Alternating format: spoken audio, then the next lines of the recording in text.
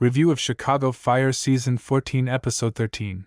As the teams deal with a traumatic incident, Cruz steals the show. The return of Chicago Fire and the rest of the One Chicago world with a 3-hour crossover event is the moment we've all been waiting for. The crossover, like many others, is genuine, with all teams cooperating for the full 3 hours. Nevertheless, the change from Chicago Fire to Chicago Med and finally Chicago PD is still noticeable. No one has forgotten about Haley Upton starting the crossover event with a lot of emphasis on Chicago police characters may appear strange to fans of Chicago Fire. We've all come to understand the characters through the One Chicago crossovers, even if you're not like me and tune into all 3 series every week. The first responders are closely connected in their professional and personal lives, and we see that immediately with Haley Upton's return. It doesn't take long for her to reveal where she went after the Chicago PD Season 11 finale, and her joining the FBI made perfect sense. After all, she matched OA's vibe during the Chicago PD/FBI crossover exceptionally well. However, it wasn't just the revelation of her whereabouts that stood out. It was discovering that others were aware of it.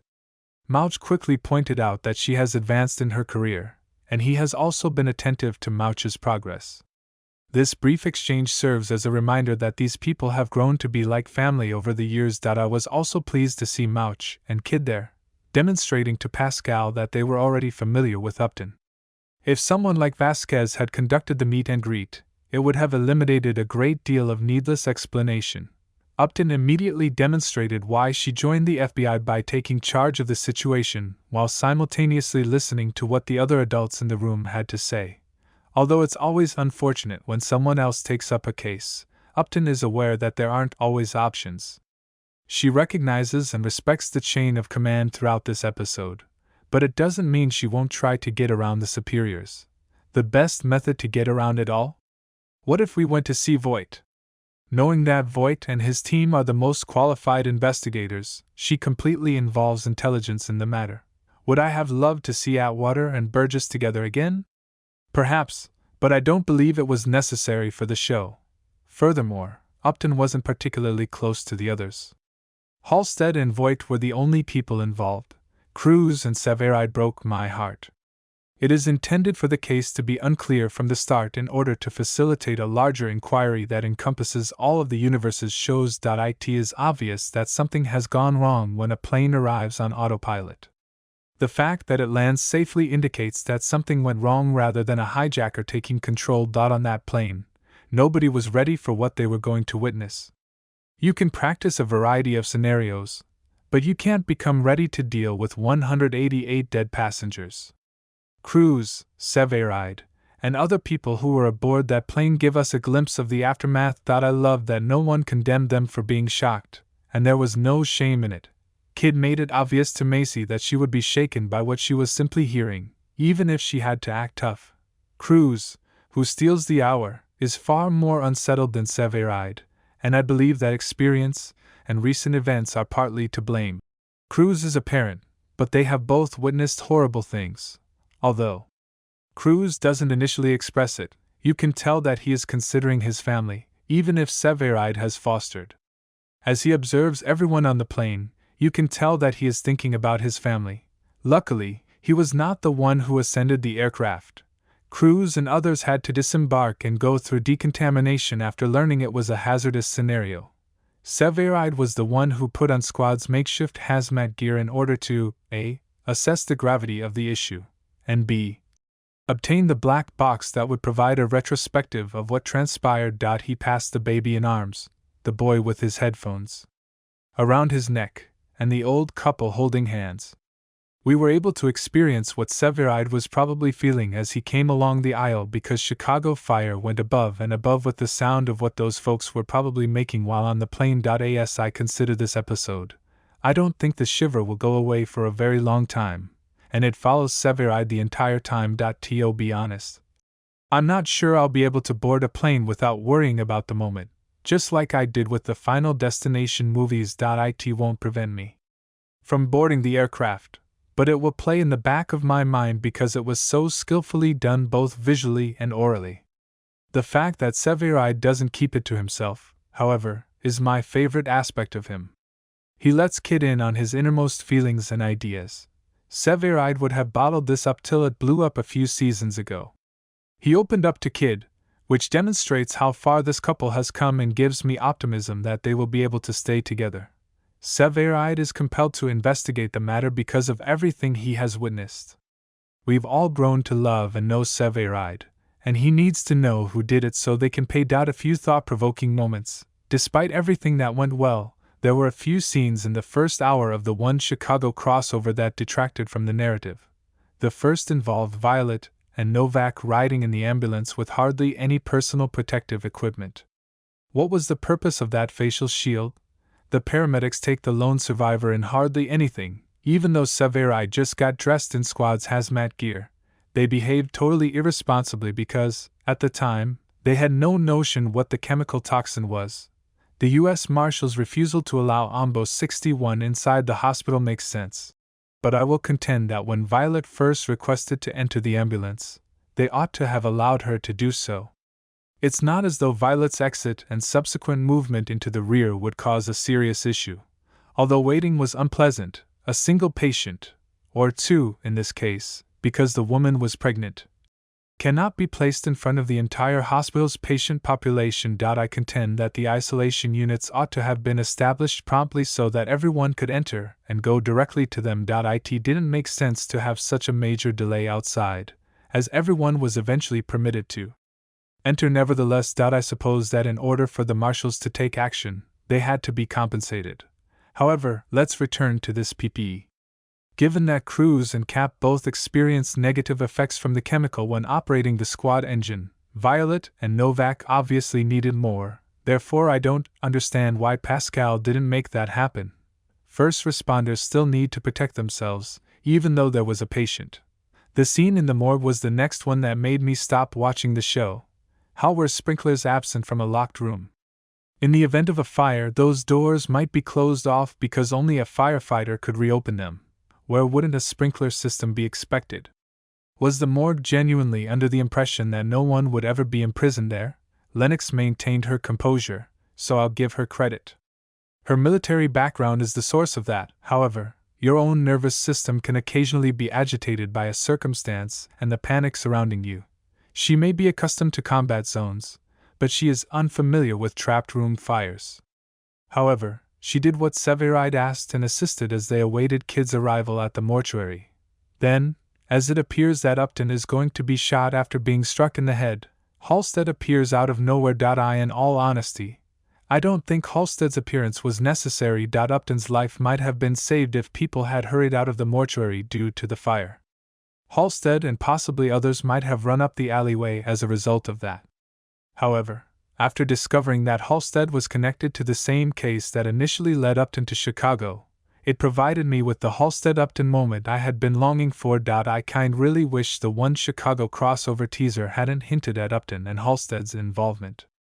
Alternatively, they could have just informed us that Upton would be involved. The scene where Halstead ran up the alleyway might have been considerably more dramatic.